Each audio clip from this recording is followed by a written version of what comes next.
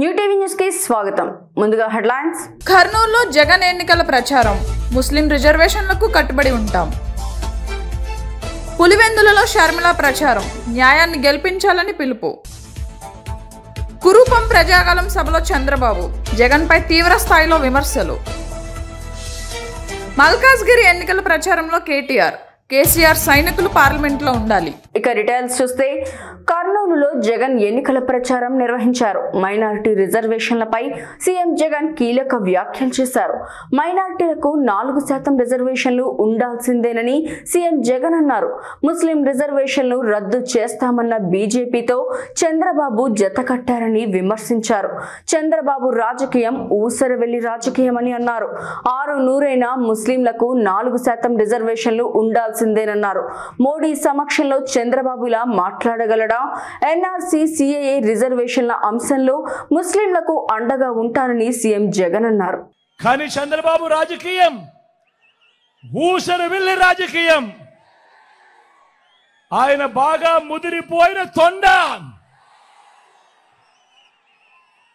ఒక పక్క 4% ముస్లింల రిజర్వేషన్లను రద్దు చేస్తామని శపథం చేసిన బీజేపీ పార్టీతో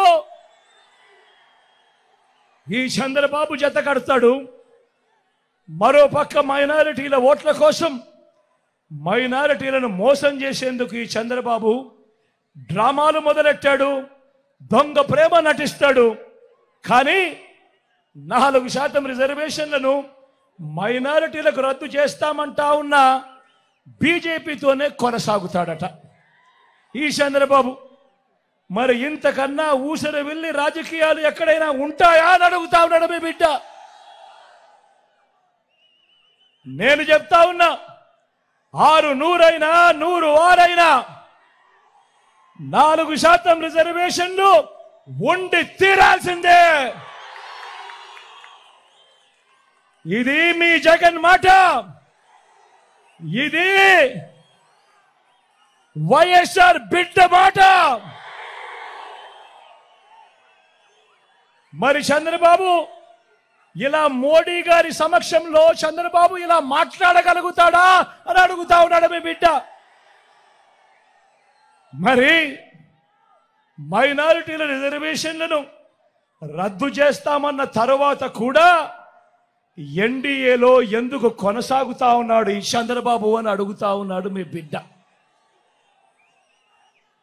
మైనారిటీల మీద మీ బిడ్డది నిజమైన ప్రేమ. ఇదే సందర్భంగా నేను ఒక్క మాట చెప్పాలి. ఇక్కడున్న వేల జనాలకే కాదు, రాష్ట్ర వ్యాప్తంగా ఉన్న జనాలందరికీ కూడా చెప్పాలి. 4% రిజర్వేషన్లు కేవలం మతం ప్రాతిపదికగా ఇచ్చిన రిజర్వేషన్లు కావు. ముస్లింలలో కూడా ఉన్నత వర్గాలకు ఆ రిజర్వేషన్లు వర్తించడం లేదు. పఠాన్లకు వర్తించడం లేదు, సయ్యదులకు వర్తించడం లేదు, మొఘల్స్కు వర్తించడం లేదు. ఇవి కేవలం వెనకబాటు ప్రాతిపదికగా మాత్రమే ఇచ్చినవి. అందరూ గమనించాల్సింది ఏమిటి అనంటే అన్ని మతాల్లో కూడా బీసీలు ఉంటారు, అన్ని మతాల్లో కూడా ఓసీలు ఉంటారు.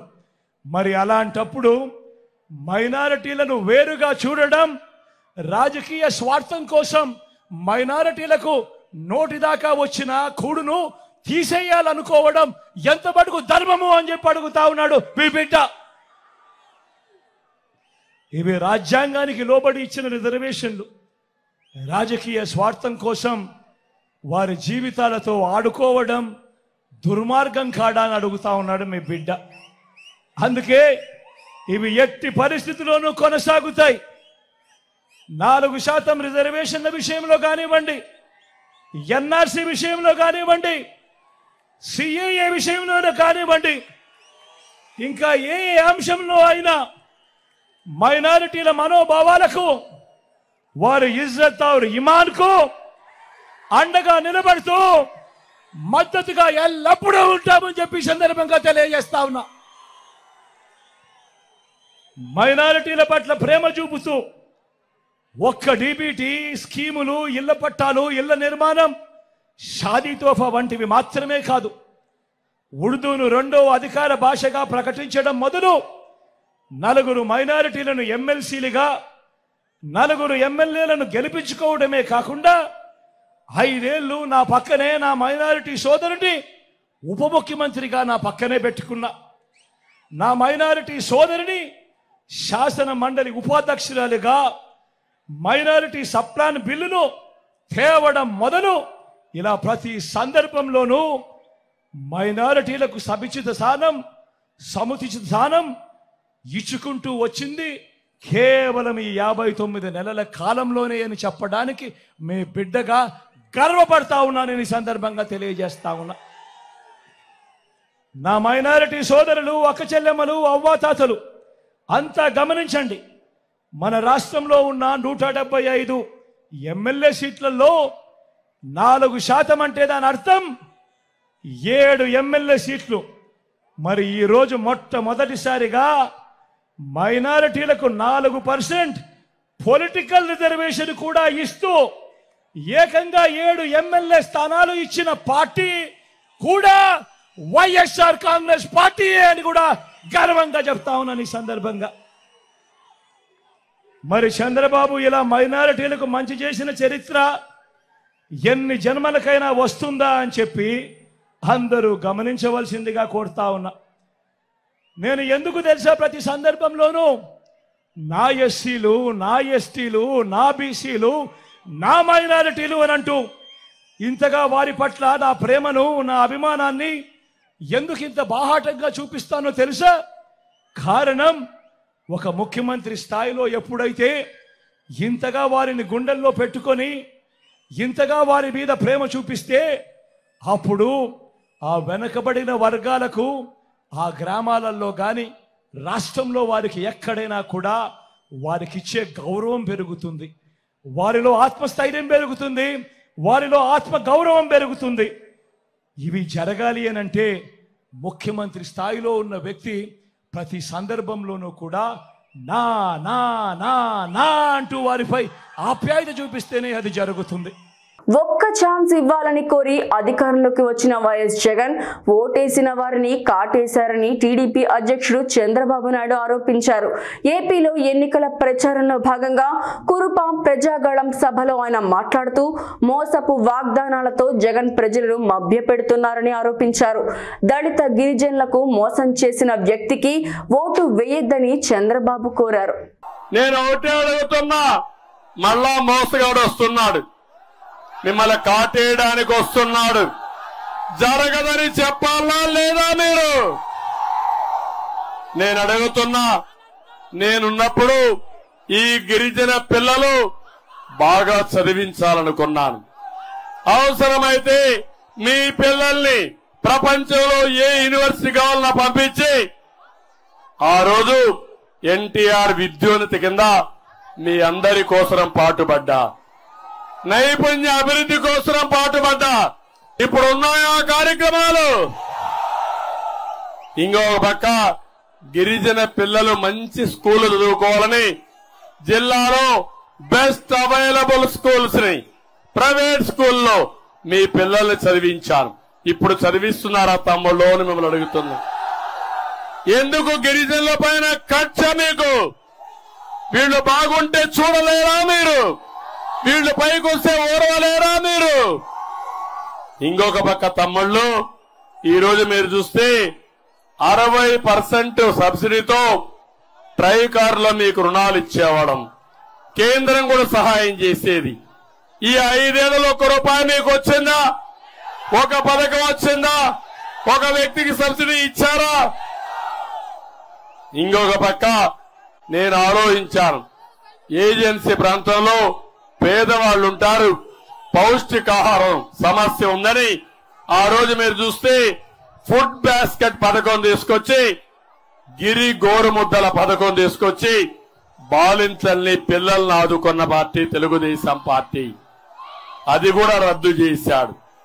నేను ఆ రోజు కేంద్రం మంజూరు చేసిన ఏకలవ్య మోడల్ స్కూల్స్ ని నిర్వీర్యం చేసే పరిస్థితికి వచ్చాడు. ఇంకో పక్క జగ్జీవన్ రామ్ జ్యోతి పథకం పెట్టారు. 200 యూనిట్లు గిరిజనులకు ఉచితంగా కరెంట్ ఇచ్చిన పార్టీ తెలుగుదేశం పార్టీ. ఉందా తమ్ముళ్ళు? ఈరోజు తీసేసాడా లేదా? తీయడమే కాదు, కరెంటు ఛార్జీలు బాగా పెరిగాయా లేదా? నేనున్నప్పుడు 200 రూపాయల కరెంటు, ఇప్పుడెంత తమ్ముళ్ళు మిమ్మల్ని అడుగుతున్నా? 1000 రూపాయలు పెరిగిందా లేదా? నేనున్నప్పుడు కరెంటు కోతలున్నాయా? కరెంటు ఛార్జీలు పెరిగాయా? ఇప్పుడు కరెంటు కోతలున్నాయా లేదా? ఛార్జీలు పెరిగాయా లేదా? 9 సార్లు పెంచారా లేదా? ఇలాంటి ప్రభుత్వం మీకు కావాలన్నా తమ్ముళ్ళు అని అడుగుతున్నా. నేను మీ ఆరోగ్యం కోసం మొబైల్ అంబులెన్సులు పెట్టాను, ఫీడర్ అంబులెన్స్ అని కూడా పెట్టాను. ఎక్కడన్నా మారుమూల గ్రామం ఉంటే రోడ్డు లేకపోతే స్కూటర్లోనే అంబులెన్స్ క్రియేట్ చేసి మెయిన్ రోడ్డు తీసుకొచ్చి అక్కడి నుంచి అంబులెన్స్ లో తక్కువ సమయంలో హాస్పిటల్ తీసుకుపోయే మార్గం వస్తే తమ్ముళ్ళు ఉందా ఈరోజు? అది మళ్ళీ డోరీ వచ్చిందా లేదా? ఎవరైనా అనారోగ్యానికి గురైతే, ఎవరైనా ఆడబిడ్డలు హాస్పిటల్కి డెలివరీకి పోవాలంటే మళ్ళా జోళ్లు గట్టి తీసుకొచ్చే పరిస్థితి వచ్చారు. ఇది చాలా బాధాకరం. నేనున్నప్పుడు ఈ ప్రాంతాల్లో గిరినెట్ తెచ్చాను, మొబైల్ టవర్లు పెట్టాను. మా తమ్ముళ్ళు కూడా టెక్నాలజీ అవైలబుల్ లో ఉండాలి, గిరిజన ప్రాంతాలకు కనెక్టివిటీ ఇవ్వాలని పెడితే తమ్ముళ్ళు అవన్నీ అవుతున్నాయా? అల్లూరి సీతారామరాజు మ్యూజియం 500 కోట్ల రూపాయలతో 7D టెక్నాలజీ తీసుకొస్తే దాన్ని కూడా రద్దు చేసే పరిస్థితికి వచ్చారు. నేనున్నప్పుడు బాక్సైట్ ఆపేసావునా కాదా? మళ్లీ తవ్వారా లేదా? ఒకప్పుడు అన్న కోసం పాదయాత్ర చేశా, ఇప్పుడు న్యాయం కోసం నిలబడ్డానని ఏపీ పిసిసి అధ్యక్షురాలు వైఎస్ షర్మిల అన్నారు. న్యాయం గెలుస్తుందా, నేరం గెలుస్తుందా అని ప్రపంచమంతా చూస్తోందని వ్యాఖ్యానించారు. పులివెందులను నిర్వహించిన ఎన్నికల ప్రచారంలో కడప ప్రజలు న్యాయాన్ని గెలిపించాలని కోరారు. ఈ సందర్భంగా షర్మిల మాట్లాడుతూ వైసీపీపై తీవ్రంగా ఫైర్ అయ్యారు. సొంత చిన్నాన చావుకు కారణమై సహకరించిన అవినాష్ రెడ్డిని 5 సంవత్సరాలుగా కాపాడమే కాకుండా మళ్ళీ ఇప్పుడు అదే అవినాష్ రెడ్డికి టికెట్ ఇచ్చి మళ్ళీ పోటీకి నిలబెట్టాడు జగన్మోహన్ రెడ్డి గారు. ఇది అన్యాయమని రాజశేఖర రెడ్డి బిడ్డ ఎదురు నిలబడింది. ఇదే రాజశేఖర రెడ్డి బిడ్డ జగన్మోహన్ రెడ్డి గారు కష్టాలలో ఉంటే ఆయన కోసం, ఆయన పార్టీ కోసం 3200 కిలోమీటర్ల పాదయాత్ర చేసింది రాజశేఖర రెడ్డి బిడ్డ. కానీ ఈరోజు వివేకానంద రెడ్డి గారి హత్య విషయంలో అన్యాయం జరిగింది కాబట్టి, హంతకుల పక్షాన జగన్మోహన్ రెడ్డి గారు ఉండడం తప్పు కాబట్టి ఈరోజు రాజశేఖర రెడ్డి బిడ్డ ఎదురు నిలబడింది. మీ అందరూ కూడా న్యాయం పక్షాన నిలబడాలని రాజశేఖర రెడ్డి బిడ్డ, వివేకానంద రెడ్డి బిడ్డ కొంగు చాచి మిమ్మల్ని న్యాయం అడగడానికి వచ్చారు. దయచేసి ఆశీర్వదించాలని, రాజశేఖర రెడ్డి బిడ్డను గెలిపించండి. రాజశేఖర రెడ్డి బిడ్డ ఇక్కడనే ఉంటుంది, ఇక్కడనే బతుకుతుంది. ఈ గడ్డ బిడ్డలకే తన జీవితాన్ని అంకితం చేయడానికి సిద్ధంగా ఉంది రాజశేఖర రెడ్డి బిడ్డ. ఆశీర్వదించండి అమ్మ, ఆశీర్వదించండి అన్న, ఆశీర్వదించండి అన్న. హస్తం గుర్తు అమ్మ, హస్తం గుర్తు అమ్మ, అమ్మ హస్తం గుర్తు, అమ్మ హస్తం గుర్తు అన్న. రాజశేఖర రెడ్డి గారి గుర్తన్న, ఆశీర్వదించండి. హస్తం గుర్తు అభయ హస్తం అవుతుందమ్మా, చేయి గుర్తు. ఆశీర్వదించండి అమ్మ. మీరు ఓటు వేయడానికి వెళ్ళినప్పుడు ఫస్ట్ పేపర్ వైట్ పేపర్ ఇస్తారమ్మా. ఇదే ఎంపీ పేపర్, తెల్ల పేపర్ ఎంపీ పేపర్. 4వ గుర్తు హస్తం గుర్తు.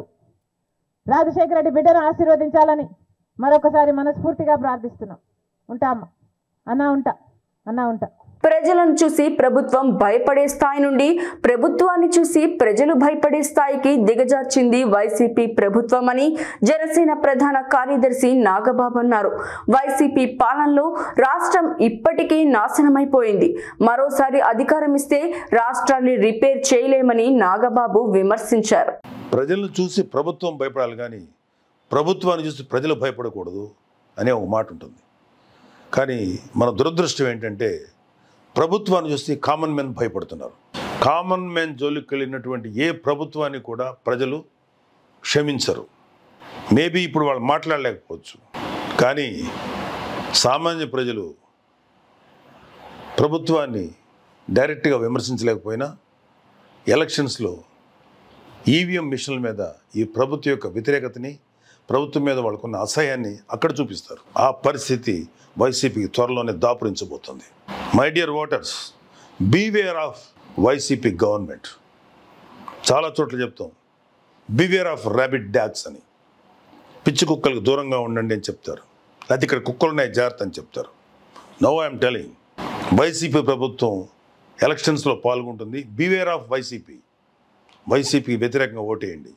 మీకోసం ముందుకు వచ్చే పవన్ కళ్యాణ్ లాంటి లీడర్ని, నిజాయితీ, నిబద్ధత, త్యాగనిరతి కలిగినటువంటి పవన్ కళ్యాణ్ లీడర్ని, పరిపాలన దక్షత కలిగినటువంటి చంద్రబాబు నాయుడు గారు లాంటి వ్యక్తిని, అలాగే భారతదేశాన్ని సుభిక్షంగా నడుపుతున్నటువంటి నరేంద్ర మోడీ గారి నాయకత్వంలో వస్తున్న బీజేపీని, ఈ ముగ్గురు నాయకుల యొక్క కలయికతో వస్తున్న కూటమికి మీరు ఓటు వేసి ఈ వైసీపీ ప్రభుత్వానికి తిరుగులేని విధంగా బుద్ధి చెప్పండి. జై బీజేపీ, జై తెలుగుదేశం, జై జనసేన, జై హింద్. ఆంధ్రప్రదేశ్ ఇప్పటికే 75% నాశనం అయిపోయింది. ఇంకొక అవకాశం వీళ్ళు కనుక ఇచ్చామంటే అంటే ఇంక మనం ఎవ్వరం కూడా రిపేర్ కూడా చేయలేనటువంటి పరిస్థితులకు వెళ్ళిపోతాం. ఆడపిల్లలకి రక్షణ లేదు, రైతులకి ఎటువంటి సపోర్ట్ లేదు, కొత్త వ్యాపారస్తులు కానీ కొత్త ఇండస్ట్రియలిస్ట్కి అవకాశం లేదు. ఇది వీళ్ళ యొక్క ప్రభుత్వం యొక్క విధానం. కొత్తగా ఇండస్ట్రియలిస్ట్ ఏమైనా రావాలంటే మాకు ఎంత ఇస్తామని కాదు, మాకు ఎంత షేర్ ఇస్తున్నావు, 40%, 48% అని. ఏ ఇండస్ట్రియలిస్ట్ ముందుకు వస్తాడు? అమర్ రాజా బ్యాటరీ ఓనర్, ఆయన ఎంపీ, ఆయన 2వ యూనిట్ పెడదామంటే అతన్ని ఆంధ్రప్రదేశ్ లేకుండా తరివేస్తే హైదరాబాద్ తరలిపోయి అక్కడ వ్యాపారం పెట్టాడు. అక్కడ కొన్ని వందల మందికి జాబ్స్ ఇచ్చాడు. అలాగే కియా కంపెనీ అనదర్ యూనిట్ని ప్రారంభించే ముందు వాళ్ళను కూడా ఇలాగే డబ్బు కోసం పీడిస్తే ఈ వైసీపీ ప్రభుత్వం వాళ్ళు మీతో మాకెందుకు రా నాయన అని చెప్పి ఆ కియా కంపెనీ కొత్త యూనిట్ని బెంగళూరులో పెట్టుకున్నారు. ఇది వీళ్ళు చేసేది. ఇలా చెప్పుకుంటూ పోతే మహాభారతం, రామాయణం ఇవేవి కూడా సరిపోవు, అంత కరప్షన్ వీళ్ళ దగ్గర ఉంది. కేంద్రంలో ఉన్న సవతి తల్లిపై పోరాడాల్సి ఉంది. 4 ప్రాజెక్టులు రాష్ట్రానికి రావాలంటే బీజేపీ, కాంగ్రెస్ పార్టీలతో కాదు. ఎందుకంటే వారు ఢిల్లీ గులాములు. ఇదే గులాబీ కండువా ఎగిరితే పార్లమెంట్లో మన గొంతు వినబడుతుంది. కేంద్ర ప్రభుత్వాన్ని నిలదీయాలంటే కేసీఆర్ సైనికులు పార్లమెంట్లో ఉండాలని బీఆర్ఎస్ వర్కింగ్ ప్రెసిడెంట్ కేటీఆర్ అన్నారు. అమ్మ ఆకలి అవుతుంది అన్నం పెట్టు అంటేనే పెడుతుంది, అంతేగాని లేకపోతే అమ్మ కూడా ఆకలి తెలుసుకొని ఆటోమేటిక్ గా పెట్టదు. అడగందే అమ్మ కూడా పెట్టదు. మరి కేంద్రంలో ఉన్నదేమో సవతి తల్లి, అది మామూలు అమ్మ కూడా కాదు, సవతి తల్లి. మరి సవతి తల్లిని కొట్లాడాలి, 4 ప్రాజెక్టులు తెలంగాణకు కావాల్సినవి రావాలంటే బీజేపీ వాళ్ళతో, కాంగ్రెస్ వాళ్ళతో చేత కాదు, వాళ్ళ వల్ల కాదు. ఎందుకంటే వాళ్ళు ఢిల్లీ గులాములు. మళ్ళా కావాలంటే ఇదే గులాబీ కండువా ఎగరాలే, ఖచ్చితంగా పార్లమెంట్ లో మన గొంతు మూగాలే. అక్కడ రాగిడి లక్ష్మారెడ్డి గారు రేపు మల్కాజ్గిరి నుంచి కొట్లాడాలి, అవసరమైతే గల్లా వట్టి నిలదీసి మాకు రావాల్సింది మాకు ఎందుకు ఇయ్యవు అని నిలదీసే ధైర్యం ఉండాలంటే కేసీఆర్ సైనికులు ఉండాలి తప్ప కాంగ్రెస్ బీజేపీ వాళ్ళతోని ఊదు గాలది, పీరి లేవది, గందుకుండాలి మనోళ్ళు. 3వ మాట, ఇవాళ మోడీ ప్రభుత్వం రిజర్వేషన్లను రద్దు చేసి ఆలోచన చేస్తా ఉంది. ఎస్సీ రిజర్వేషన్లు, ఎస్టీ రిజర్వేషన్లు, బీసీ రిజర్వేషన్లు, మైనారిటీ రిజర్వేషన్లు, అగ్రవర్ణాల్లో ఉండే పేదల రిజర్వేషన్లు, అగ్రవర్ణాల్లో ఉండే పేదల రిజర్వేషన్లు కూడా రద్దు చేయాలి. అవసరమైతే రాజ్యాంగమే తీసవతల వారేయాలనే ఆలోచన మోడీ ప్రభుత్వం చేస్తున్నది. మరి రద్దు చేయని రిజర్వేషన్లన్నీ, అగ్రవర్ణాల పేదల రిజర్వేషన్లు, బీసీ రిజర్వేషన్లు, ఎస్సీ రిజర్వేషన్లు, ఎస్టీ రిజర్వేషన్లు రద్దు చేయని ఉండాలా? అభివృద్ధి అంటే ప్రజలు వాళ్ళ కాళ్ల మీద వాళ్ళు నిలబడేలా చేయడం, అంతేకాని బిల్డింగ్లు, రోడ్లు కాదు అని సజ్జల రామకృష్ణారెడ్డి అన్నారు. ఎన్నో పథకాల ద్వారా ప్రజలను అభివృద్ధి పదంలో నడిపించిన జగన్ కావాలనే బురద చల్లే ప్రయత్నం కూటమి చేస్తోందని ఆరోపించారు. రేపు ఎన్నికల్లో కూడా మళ్లీ జగనే గెలుస్తారని సజ్జల రామకృష్ణారెడ్డి ధీమా వ్యక్తం చేశారు. సో దాని కల్మినేషన్ పరాకాష్ట ఎన్నికల ప్రచారం అయిపోయింది. మా వైపు నుంచి మా నాయకుడు జగన్మోహన్ రెడ్డి గారు గత 2 నెలలుగా దాదాపు రాష్ట్రమంతా పర్యటిస్తూ ఏం చేశారు చెప్తూ, మీకు మంచి జరిగి ఉంటేనే జరిగిందని భావిస్తేనే మళ్ళీ మీ దీవెనలు ఇవ్వండి అని ఆయన అడుగుతున్నారు. అటువైపు వాళ్ళు విడివిడిగా మొదలుపెట్టి ఇద్దరు ఒకటై మళ్ళీ ముగ్గురు ఒకటై ఒకే దీని మీద కేవలం శాపనార్థాలు పెట్టడమో తిట్టడమో జగన్మోహన్ రెడ్డి గారిని, లేదా ఇక్కడంతా విధ్వంసం జరిగింది, అరాచకం జరిగిందని, అభివృద్ధి ఊసేలేదంటూ ప్రజలు ఇంప్రెస్ చేయాలని, తద్వారా మళ్ళీ అధికారంలోకి రావాలని ప్రయత్నం చేస్తాం. అటు వాళ్ళు ఉన్నారు, ఇటు మేము ఉన్నాం. ఫైనల్ జడ్జెస్ జడ్జిమెంట్ ఇవ్వాల్సిన ప్రజలు ఈ 4 రోజుల్లో ఇవ్వబోతారు. ఈ నేపథ్యంలో ఈ 5 ఏళ్లలో ఏం చేశామని ఒక్కసారి చూసుకుంటే, వైఎస్ఆర్సీపీ పాలనకు సంబంధించి వాళ్ళు పాయింట్అవుట్ చేయడమే అట్నుంచి చాలామంది అమాయకంగా కానీ ఆలోచనా పరులు కూడా, లేదా ఈ ప్రచారం నమ్మడం ద్వారా కానీ దుష్ప్రచారం ఏదైతే జరుగుతుంది, రాష్ట్రంలో అభివృద్ధి అనేది లేనే లేదు, ఎలాంటి అభివృద్ధి లేకుండా కేవలం సంక్షేమం మీదే జగన్మోహన్ రెడ్డి గారు దృష్టి పెట్టినందువల్ల రాష్ట్రం నడక కుంటుబడింది అని కూడా భావించే వాళ్ళు కూడా ఉన్నారు. అలాంటి వాళ్ళందరికీ చెప్తూనే ఉన్నా, ఎన్నిసార్లు చెప్పినా, ఎక్స్ప్లెయిన్ చేసినా, చూపించినా, ఈవెన్ బయట నుంచి వచ్చిన మీడియా వాళ్ళు కానీ వాళ్ళు కూడా అదే దృష్టితో అడుగుతుంటారు. మా పార్టీ వాళ్ళు కానీ మేము కానీ చెప్తూనే ఉన్నాం, ఇప్పుడు జరుగుతున్నది డెవలప్మెంట్ కాకుండా ఎట్లా పోతుందని. దాని మీద అయినా సరే ఆ వర్షన్ సరిగా ఇది లేకపోవడము, లేక అప్పటికే ఒక ఒపీనియన్ వచ్చినందువలన దాని గురించి పూర్తిగా అవగాహన లేమి కనపడుతుంది ఇప్పుడు రాష్ట్రంలో కొన్ని సెక్షన్స్లో. డెవలప్మెంట్ అంటే ఏదో 2 బిల్డింగ్లో ఒక 2 బిల్డింగ్లో కాదు, ఎంటైర్ రాష్ట్రం ఒక బూస్టర్ డోస్ ఇచ్చినట్టుగా ఏ రకంగా అభివృద్ధి పదాన పోతోంది అన్నప్పుడు అభివృద్ధి నిర్వచనం ఏది, ఇవి అకాడమిక్ డిస్కషన్లు కూడా జరుగుతుంటాయి. కానీ నేను వాటి జోలికి పోదలుచుకోలేదు. మన జీవితాల్లో మార్పు వచ్చిందా లేదా, ఆ మార్పు మన కాళ్ళ మీద మనం నిలబడేట్టు చేస్తుందా లేదా, ఇది కాక ఇంకా రియల్ డెవలప్మెంట్ వీళ్ళు అనుకుంటున్న డెవలప్మెంట్ కూడా జరుగుతుందా లేదా ఇన్ఫ్రాస్ట్రక్చర్ పరంగా కానీ, వీటిని అడ్రస్ చేసినప్పుడు చూసినప్పుడు ఖచ్చితంగా రిమార్కబుల్ పాజిటివ్ చేంజ్ అనేది అందరికీ కనపడుతున్నది. దాంట్లో ఎక్స్పీరియన్స్ కూడా అవుతున్నాం. అయితే అది డెవలప్మెంట్ అనడానికి మనం ఇలాంటి వాళ్లకు సంశయాత్మక వీళ్లకు అంత ఇష్టపడట్లేదేమో అని అనిపిస్తుంది. అందుకోసమే దాని గురించి ఇంకోసారి చెప్దామని అనుకున్నాం. మనం 19లో అధికారంలోకి రాగానే జగన్మోహన్ రెడ్డి గారు తీసుకొచ్చిన ఓ పెద్ద విప్లవాత్మకమైన చేంజ్ ఏదైతే ఉందో, మనకు విలేజ్ సెక్రటేరియట్స్, వార్డ్ సెక్రటేరియట్స్ తీసుకురావడం, కానీ డెలివరీ మెకానిజం కింది వరకు తీసుకెళ్ళాం. అంటే గవర్నమెంట్ను డోర్ స్టెప్స్ దగ్గరికి తీసుకెళ్ళాం. టీడీపీ నేత వర్ల రామయ్య మరోసారి సీఎం జగన్ పై విమర్శలు గుప్పించారు. అమరావతిని సర్వనాశనం చేసేందుకు కంకణం కట్టుకున్న వ్యక్తి మన ముఖ్యమంత్రి జగన్మోహన్ రెడ్డి అంటూ విరుచుకుపడ్డారు. అమరావతికి దాపురించిన దరిద్రం మన ముఖ్యమంత్రి అని నిప్పులు చెరిగారు. 3 రాజధానుల పేరుతో కుప్పిగంతులు వేశారని మండిపడ్డారు.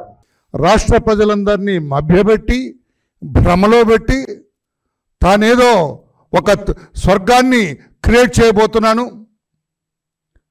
రాష్ట్ర ప్రజలకి భవిష్యత్తు అందరికి కూడా ఆశాజనకమైన భవిష్యత్తు ఇవ్వబోతున్నాను, మీ బిడ్డలకి బంగారు భవిష్యత్తు ఇచ్చేది నేనే అని మాటలు చెప్పి మభ్యపెట్టి అధికారానికి వచ్చాడు. ఆయన అధికారానికి రాకముందు గత ప్రభుత్వం చంద్రబాబు నాయుడు గారి హయాంలో 5 సంవత్సరాలు పరిపాలన చేసింది. మన రాష్ట్రానికి రాజధాని అమరావతి.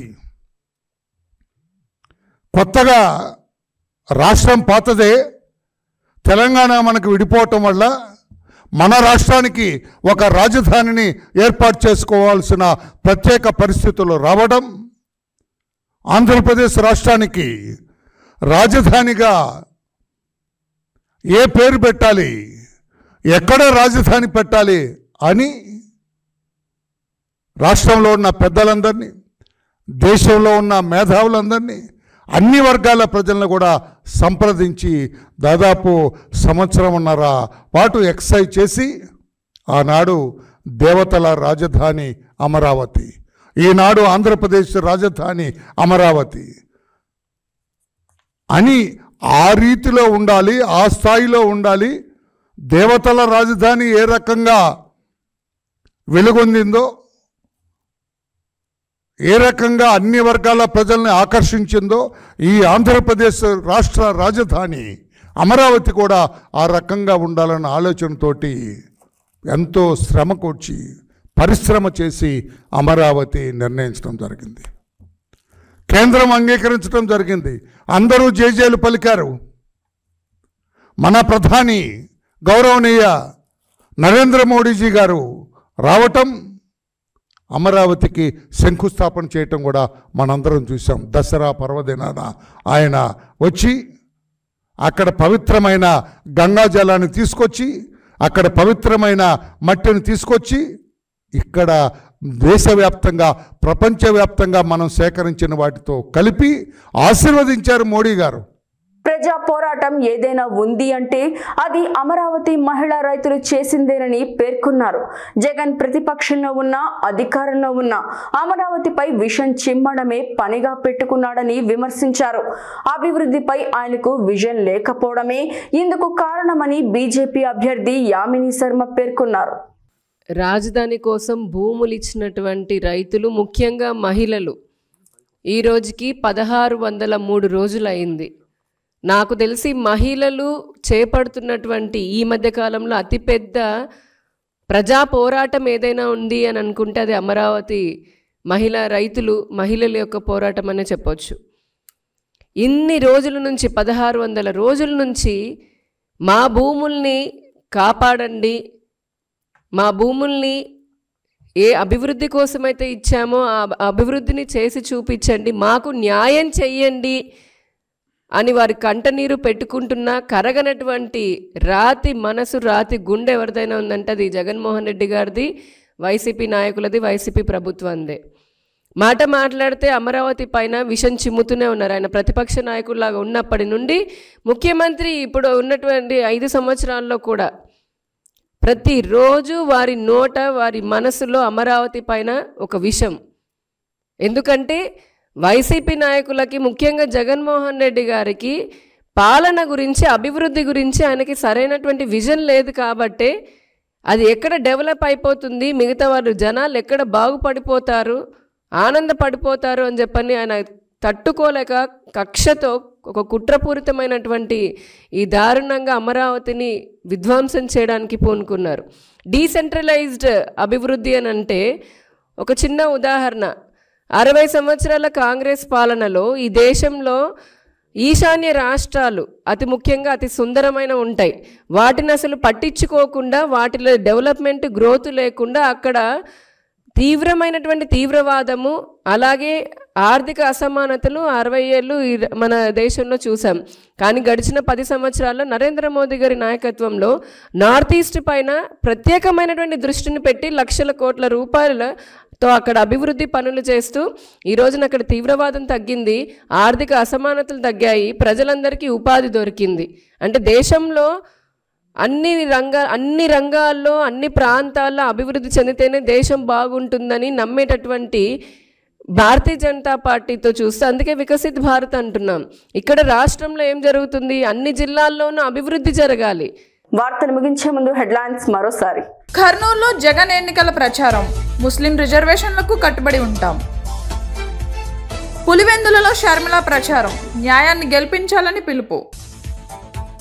కురూపం ప్రజాగలం సభలో చంద్రబాబు, జగన్పై తీవ్ర స్థాయిలో విమర్శలు. మల్కాజ్గిరి ఎన్నికల ప్రచారంలో కేసీఆర్ సైనికులు పార్లమెంట్లో ఉండాలి. న్యూ టీవీ న్యూస్ ఇంతటితో సమాప్తం. తిరిగి రేపటి బులెటిన్లో మళ్ళీ కలుసుకుందాం. అంతవరకు సెలవు, నమస్కారం.